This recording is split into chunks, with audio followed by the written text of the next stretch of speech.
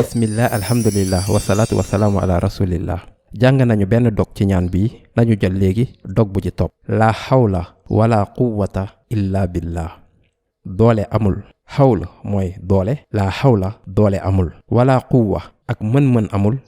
illa billah kudul ci yàlla. sunu yonente bi sallallahu alayhi wa sallam nee na la hawla wala quwwata illa billah xéewal la ci xéewalu àjjana yi, te jàngoon nañ ko ci njàngat yu njëkk ya ci vidéo 3A. te lu ñu waxoon mooy sori lu bon, bàyyi lu bon ak am yéene tuub mënul am lu dul ak ndimbalu yàlla ak tawfiq. mënu def ay jëf yu baax ba pare sax ci, lu mel ni julli bis bu ne ci waxtu bi, mënul nekk lu dul ak ndimbalu yàlla.